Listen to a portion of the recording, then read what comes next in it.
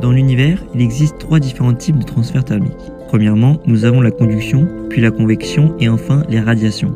Nous pouvons relier le transfert thermique au mécanisme de thermorégulation chez l'homme. L'homme va absorber les rayons du soleil grâce aux radiations au niveau de la peau pour se réchauffer, car la peau est plus froide que l'intérieur du corps.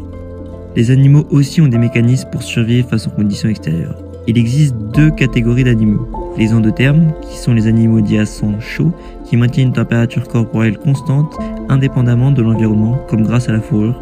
Les ectothermes, qui sont les animaux dits à sang froid, dont la régulation de la température corporelle dépend de sources externes comme la chaleur du soleil. Dans les mystères de la vie, où un principe vital se dévoile, l'homéostasie, du grec ancien où homéo signifie le même et stasie évoque ne pas bouger, cet équilibre subtil permet aux organismes de maintenir leurs paramètres internes dans une stabilité précieuse. Géré par l'hypothalamus, le cerveau orchestre la régulation de la température corporelle, évitant les périls des coups de chaleur ou de l'hypothermie. Face à ces défis, l'humanité déploie une ingéniosité sans pareille. Du choix des vêtements à l'adaptation comportementale, chaque action vise à préserver cet équilibre thermique vital.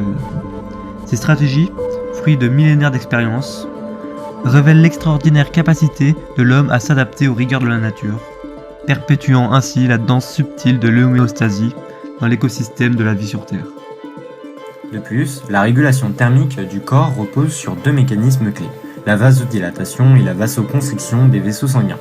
La vasodilatation favorise l'augmentation du flux sanguin, la dissipation de la chaleur et la baisse de la pression artérielle, tandis que la vasoconstriction réduit le flux sanguin périphérique, conservant ainsi la chaleur corporelle et augmentant la pression artérielle. Ces processus sont régulés par des facteurs comme les thermorécepteurs, les hormones et les conditions locales. Les échanges de chaleur à contre-courant et les comportements comme la transpiration et le halètement chez les animaux complètent cette régulation, permettant une adaptation efficace aux variations de température. Dans le vaste royaume du règne animal, la thermorégulation est une danse complexe entre les créatures et leur environnement. 2 maîtres de cette adaptation fascinante sont la grenouille et le chameau.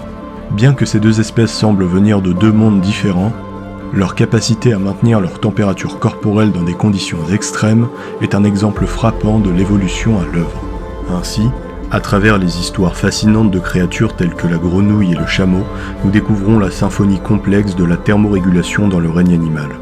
Une chorégraphie où chaque espèce a développé ses propres pas pour danser avec les éléments et assurer sa survie dans un monde en perpétuelle évolution.